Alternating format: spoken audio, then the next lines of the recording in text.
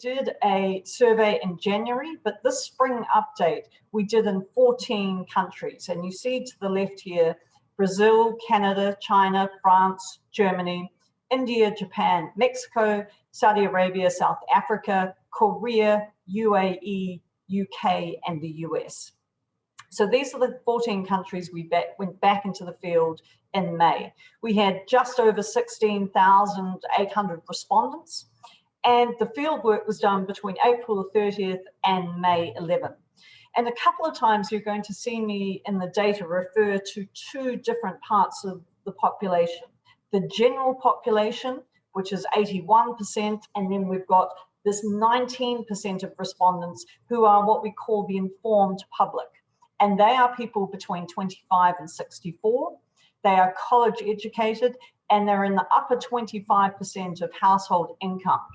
They also over-index on media consumption and engagement in public policy and business news. So with that as the backdrop, let's have a look at our data. So what do we see? We see a state of unequal recovery. The state of trust is that we do, and you've seen many people talk about this K-shaped recovery. In a way, the pandemic was tough on everybody, but if you are poor or already a vulnerable population, it has been devastating. And let's have a look at the numbers here. So when we talk about the informed public and we talk about the mass population, we have asked these people to talk about their levels of trust in those four institutions combined. That is government, media, business, and NGOs. And we see a double-digit trust inequality in 13 of 14 countries. The informed public is 17 points more trusting than the mass population. That is the biggest gap we have seen since we have been doing this survey. Second of all, in those, there are 13 of 14 countries now have those double-digit gaps between those two groups of population. Look at that chart to the right in the black. And you see Saudi Arabia and Brazil and France and the UK, and also in the US actually at 21, really significant gaps between how people feel about their trust in their institutions.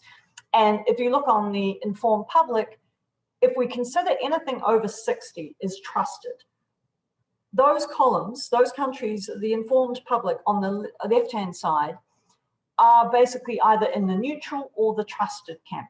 And yet, if you look at the bar on the right, the mass population, almost half of those countries mistrust their institutions. So this is a really significant finding about the levels of inequality and trust around the world. That double-digit trust gap applies across all institutions. So you see it as a 20-point gap, the biggest in business, 17 though in NGOs, a 15-point gap in government, and a 17-point gap in the media. Government is not trusted in 10 of the 14 countries. Again, the blue, the dark blue is a percentage over 60. And you see those only four countries of the countries we surveyed were considered trusted. I think interestingly, between when we did this survey and the annual barometer in January, you do see some relatively significant increases in trust in government in the US, in the UK, and in China. This is a really interesting finding, and you know, we've kind of seen the role of the employer take on an incredibly important position since we've been in the pandemic. But my employer now comes through as the most trusted institution, and by quite a significant amount. If you look at business at 62% trust, you see the others that we've just talked about on the right, but my employer trust at 77. And still up 2 points from when we did this in January. So there has been this increasing trust that people have in their employer.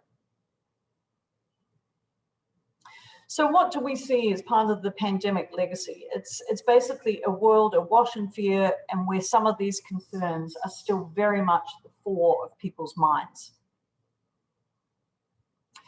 12 of the 14 countries we surveyed say they are still in pandemic mindset.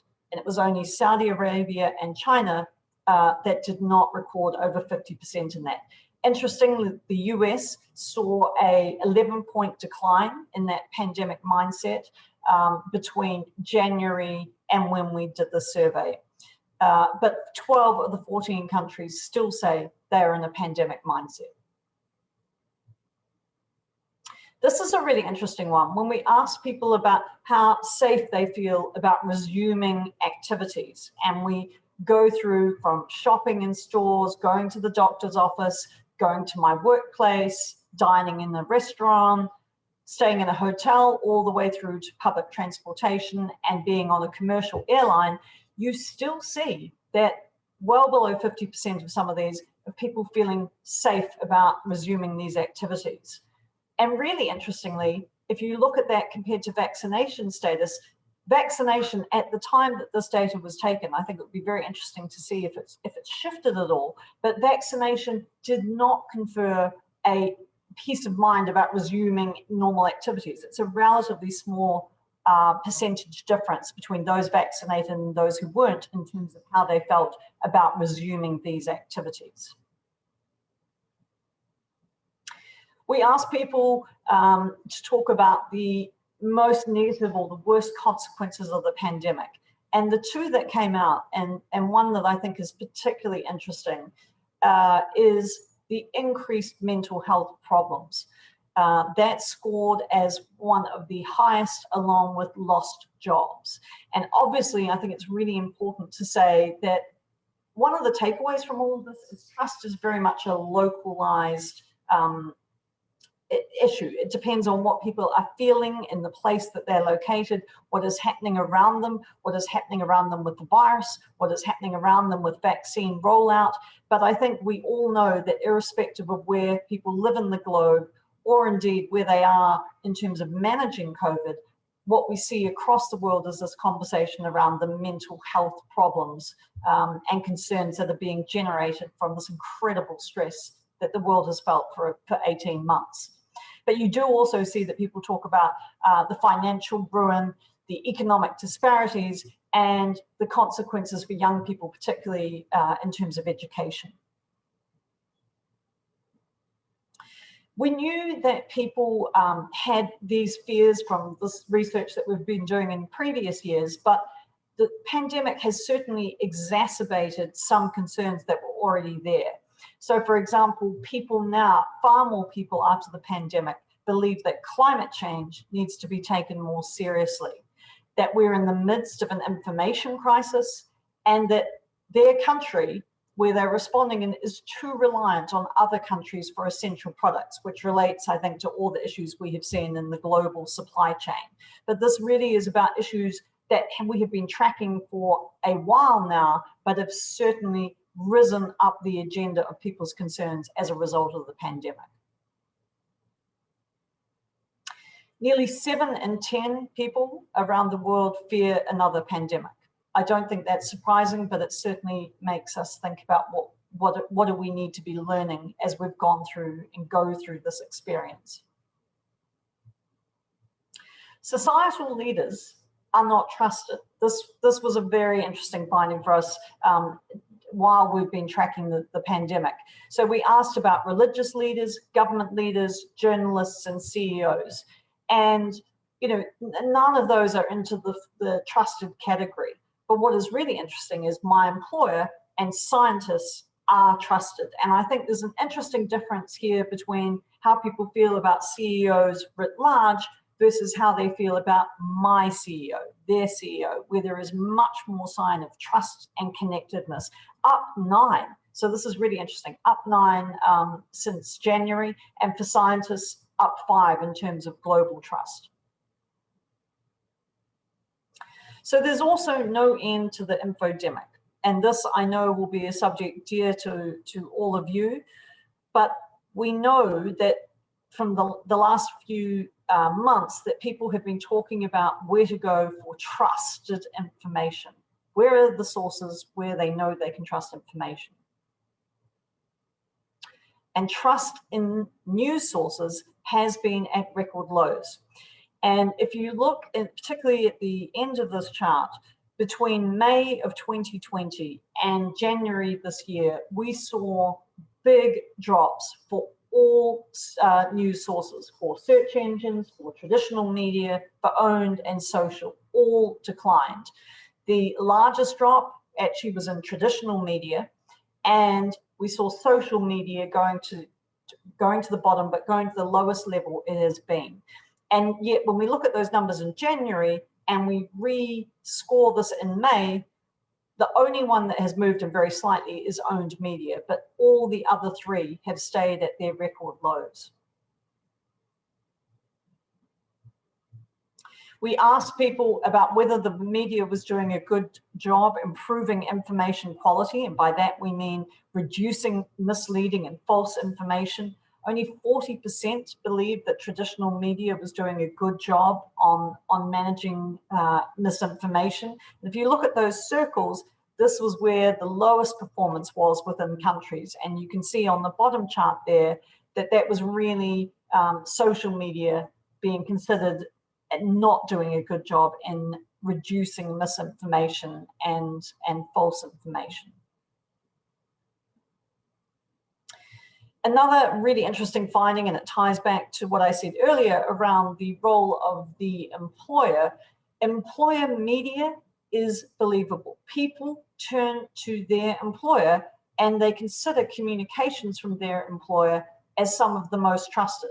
They are more inclined to trust communications from their employer than they are from their national government or from media reports. It's a fascinating finding, this sense of turning to my employer for trusted information. Let's now look at government and government during the pandemic. So we asked people about business performance, and what is really interesting here is that business outperforms government across a number of key societal challenges. Now, you'd expect that in the first one around driving economic growth and job creation, where business is 7 points ahead in terms of performance against government. But what I think is really interesting is when you go down the rest of the list, health and public safety related to managing the pandemic, guarding information quality, addressing systemic inequality, improving the healthcare system, ensuring the education system is equipped for jobs of the future, and addressing climate change, business actually outperforms government in a number of those, or is at least on par. It's only slightly down in terms of education system and climate change, and yet these are what I think we conclude from this is that business has really performed and stepped up in many cases and is expected now to be leading and talking in these areas, and in many ways has taken on responsibility and seen as more competent in areas that were traditionally performed by government. There is also global divergence on whether government can be trusted to lead. We asked people about who do you trust, which institution to lead us into a better future.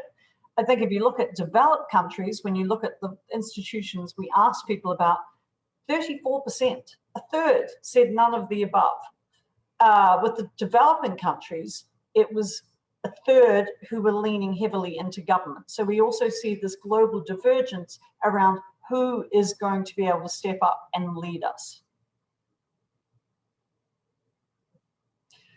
So let's talk a little bit about business. We know that business has been saddled with some huge expectations. We know the pressures on CEOs have really increased in the past 18 months. Let's have a look at what this has meant. Pressure has mounted for business to take on societal challenges. And we see 60% of global respondents say that our country will not be able to overcome these challenges without business involvement. And it's almost a doubling of people who believed that before the pandemic, but after the pandemic now believe that to be the case. Interestingly, when we asked about which stakeholder group is most important to a company achieving long-term success, Pre-pandemic, and I'm going to use the date of January 2020, it was around the most important stakeholder was seen as customers and clients, narrowly edging out employees. Well, now, a year and a half later, in May 2021, the group most associated with the long-term success of a company is the employee. And that's at 40, with the customers, clients at 34. So a bigger gap in the sense that the employee has now become the most important stakeholder. Nearly 8 in 10 employees expect their company to act on societal issues. And remember, this is global data, so it is really, really interesting. And you see some of the issues that people expect companies to engage on: vaccine hesitancy, climate change, automation, the infodemic, racism, and immigration. But on average, 79% of employees expect their employer to take action. So as we close out the presentation of the data, I want to close on an optimistic note by saying that, when we ask people which statement they agreed with more, nothing good will come from this pandemic. It will further divide us as a society and drain resources that we need to address societal problems. That was 36%. 64% of people believe the pandemic, as dreadful as it is going to lead to valuable innovations and changes for the better in how we live, how we work, and how we treat each other. And if you look to the right, the areas where they see positive change coming from the pandemic are around improvements to our healthcare system, greater preparedness for future pandemics, innovations in how we work. And Dawn, we were talking about that just a little bit earlier, the accelerated development of technology, and more attention being on climate change. And then these are just some takeaways that we shared with business and with some of our stakeholders. The sense that business has really proven itself invaluable in the pandemic, but that what we're dealing with now, both in terms of a political, social, and a global health problem, is so large that no one institution can do it on its own. Government, business, NGOs, media all have to come together to be able to address these issues. Secondly, a sense of leaning into who does what best. And for business and for CEOs, it is really around choices and where they have the expertise. Where can they bring the jobs? Where can they do the training? What can they do in innovation? And what can they do to talk about inclusion, sustainability, and equity? The third one, the sense that employees are now unbelievably important, particularly to business, that business and CEOs must make sure they're in step with their employees. They must talk to them, and they must make sure that they are regularly getting that pulse. They are now their most important stakeholder. And fourthly, that government must lead on these foundational challenges, that government's involvement is unbelievably essential to all those broad issues we talked about around the return to workplace, privacy, income inequality, and climate change. So with that, that is a very quick summary of the key takeaways from our spring update. 21 years of tracking these institutions, but this year and last year we decided to do the spring update to check in on how trust is averaging out. Incredible. Thank you so much. That was with good reason. A spring update was absolutely necessary in the world, the environment that we're moving in. So with that, thank you again. And I'm going to jump right into it. We did get some questions from the crowd. The first one that came in seems pretty straightforward, but I'm sure there's some complexities behind it. Question number one, why 14 countries and how are these countries selected? There are so many countries in this world, but why these 14 in particular? Okay, so I will have to come back to you on the data analytics around this, but we try and look for a geographic spread, and we also make sure that we are tracking the same countries year over year.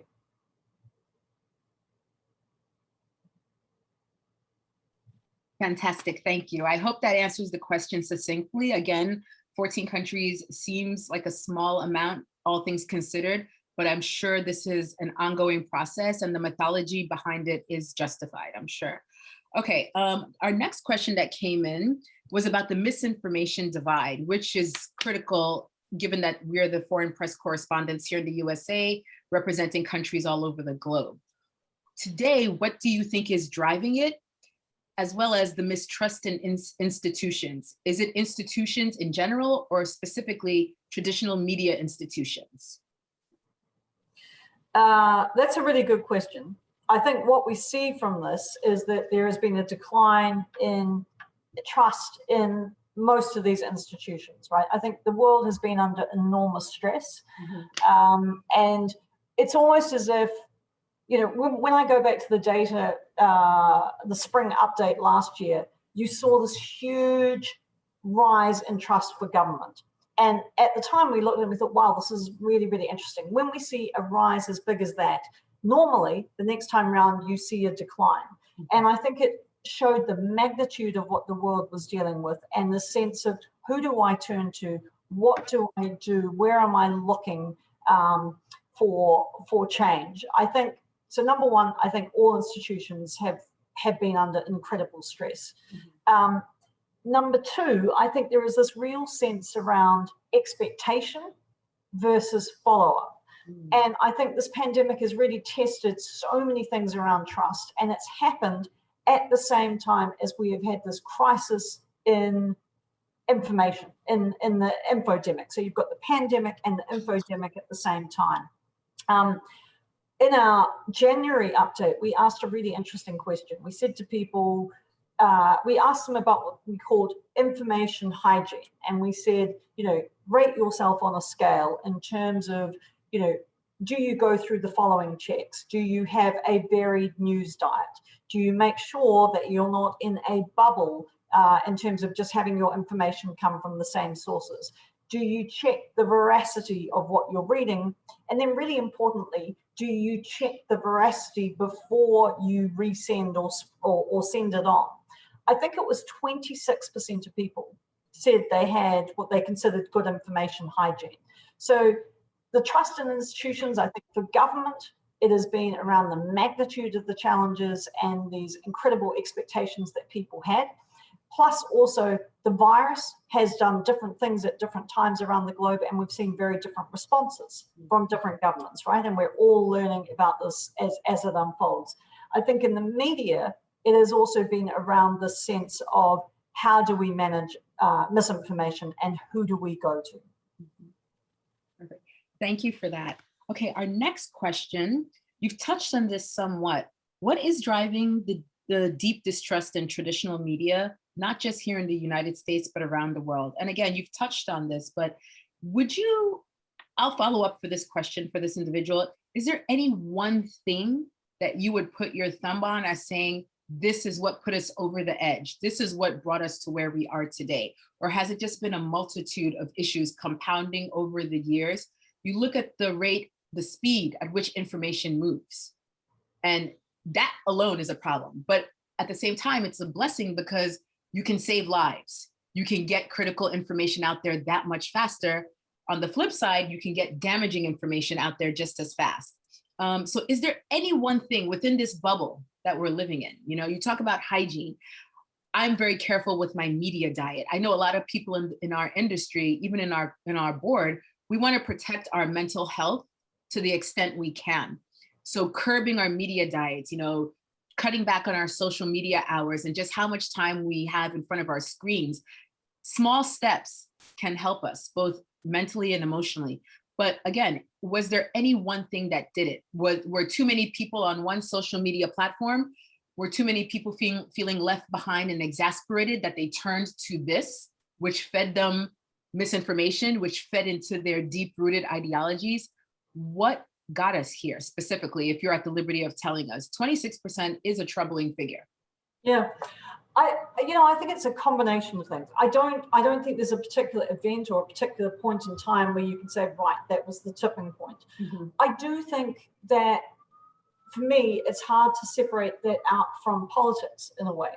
And by this, I actually mean global politics. I think when I look back on where we were, as a globe, and during my time at the UN, say for example, so that was 2006, I would say that a big part of the debate was in the middle, right? It was the center part of politics where the conversation was. What I think we've seen around the world is more people going to the left and to the right, to a polarized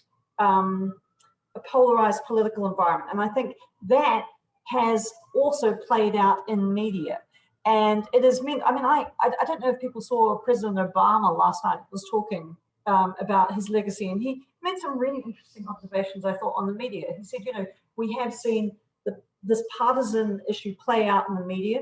And he made another point around the fact that we used to have a lot of community level papers and news outlets that talked about things that were happening in local communities, and that now some of those structures don't exist, or that even some of those have become more partisan.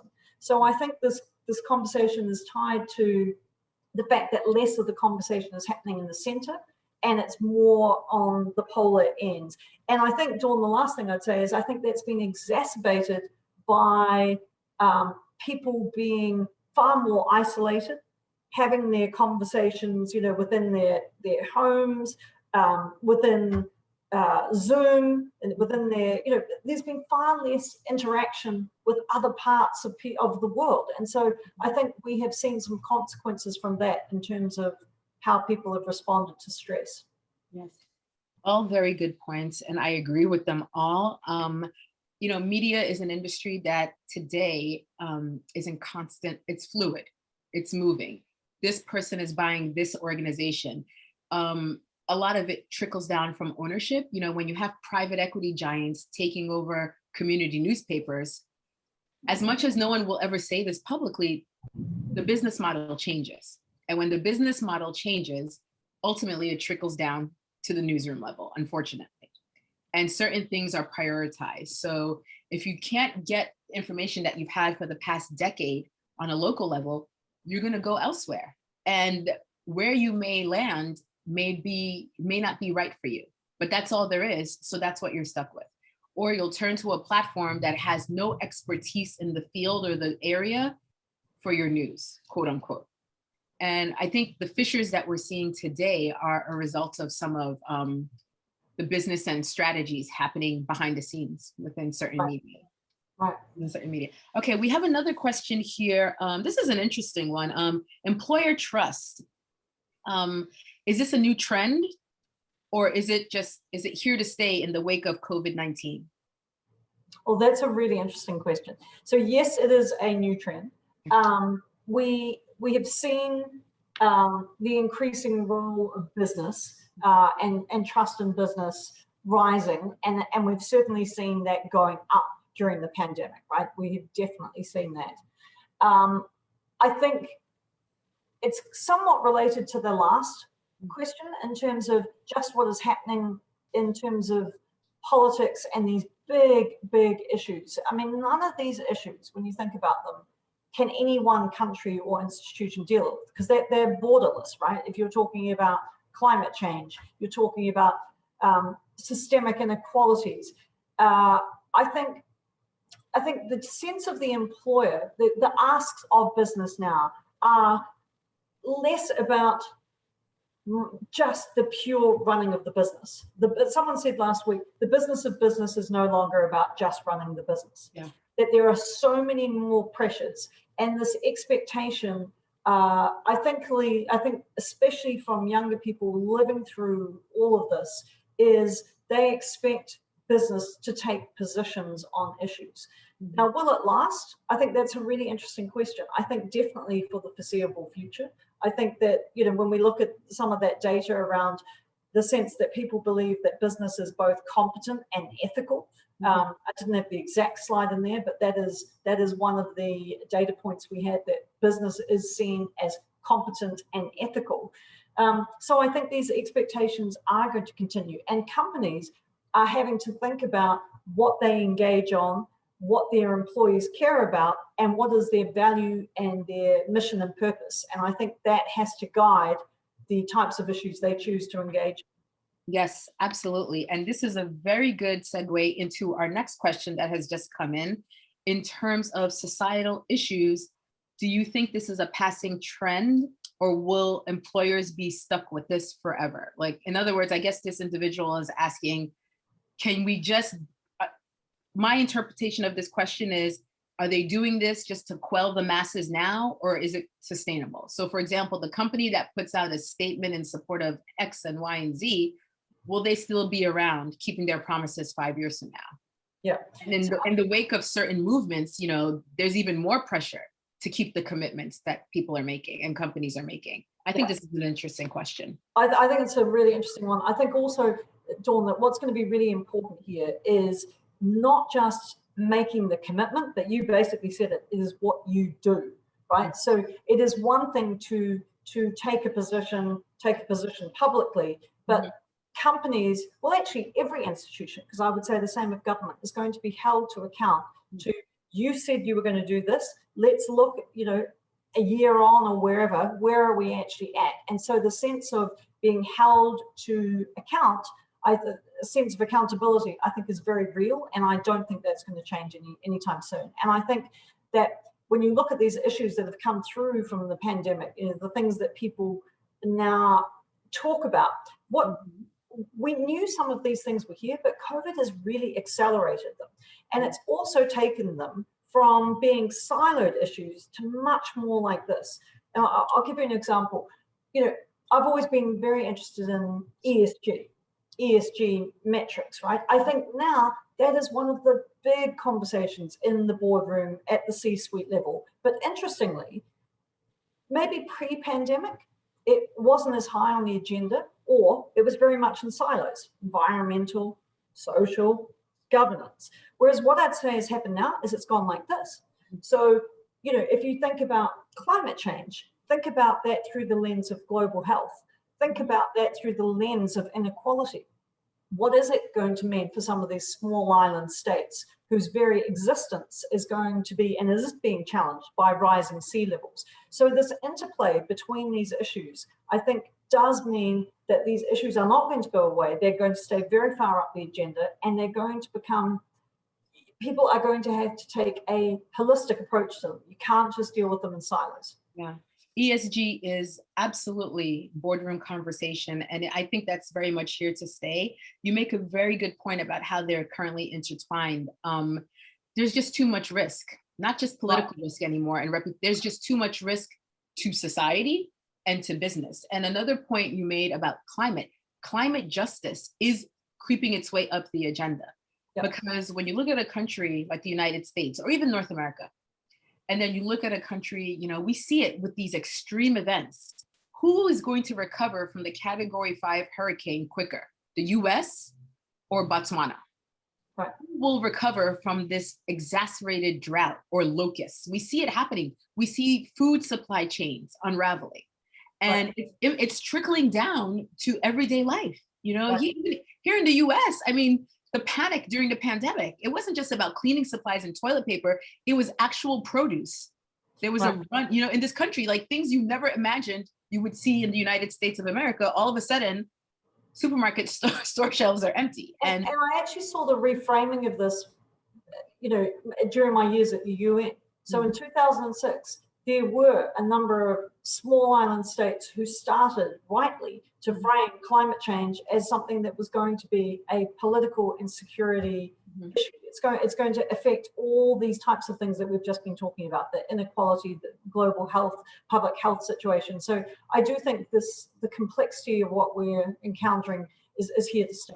It's huge. And, you know, it's firms like Edelman that are helping people tackle this from multiple angles. You know, as a journalist that has worked with Edelman, it's been interesting to see how there's almost an expert for every topic that I've had that I've touched on throughout my career. So again, that alone, it's been such a pleasure just connecting with you in this forum. Last question in the interest of time. You mentioned 7 in 10 fear a new pandemic. Nobody can predict the trajectory of this virus or when the new variants will emerge stronger. In terms of your findings of this barometer report, do you think that number will rise and increase? Do you think by end of the year we'll be at 5 out of 10, or will we be 9 out of 10? in terms of fears of another pandemic. Yeah. You know what? I think this is going to be very interesting. We have to be able to find a way to take the learnings from this pandemic, and some of them, I would say, are still in real time, right? So dealing with variants, thinking about various schedules of rollout of vaccine. I think that there are lots of takeaways from this that are going to be very important to preparedness. I think a lot of government, the questions around leadership, around communications, around of sharing of best practice become unbelievably important. The alert systems, the levels of information, how quickly it gets shared. I think I'd be remiss, and particularly the communications firm, to not also say that I think that trust and how people will feel when this is truly behind us, some of this will also be a lesson in communication. And I think of this when I think of leaders, and I define that broadly as government or political, a prime minister, a president, whatever. The people who have navigated this well have done it because they had trust in the bank at the start. They communicated very honestly from the get-go. They were prepared to pivot when they had new information, because we've learned about the virus as we've gone on. So to say, listen, I need to talk with you because this has happened, therefore we're changing course, or we're going to do something different. The need for regular communication, I think, is unbelievably, it has come through as incredibly important, and the important role that science and facts play. And, I think there's an interesting combination of great communicators are able to use the facts, but also do it with empathy. And I think we've seen that play out very large in the vaccine confidence conversation. We have to understand that people are at different journeys on this, and we need to work with them to recognize that, but also use the facts. So I think the answer to the question of how people will feel about concerns for a next pandemic will really rise and fall on how quickly are we able to take these learnings and share them literally across the globe through the UN, through the WHO, and B, what have we learned in terms of communications and how trust is foundational in any behavioral or governance paradigm. And I think this is so critical when you think back to the early days of this, as far back as October, November, December 2019. The little information we had, as alarming as it was, people just almost didn't want to accept it until it hit their shores, right? Until it hit home, until it hit that nursing home in their neighborhood, they just didn't want to come to terms with it. I won't comment on certain organizations and how they communicated the science, but I think we all see the failings now, and we really have to build on that. And the trust barometer for businesses, and even for our organization as Foreign Press Correspondents, it's broad, but it's so narrow in that you've spoken to so many people and you've really drilled down, but you didn't keep it siloed. You spoke to everyone from the US to Saudi, two hugely different economies with two very diverging interests on the global stage. So that's where I found so much value in this report, and I'm sure the board members of the AFC did as well. And with that, we're going to thank you for your time. It's been an honor, an absolute personal pleasure for me, and we're looking forward to our next event. Hopefully Edelman will be on board for that one as well. Thank you so much. Thank you very much, Dawn. Thank you to the association for having us. Thank you. We appreciate your support. Thank you. Bye-bye.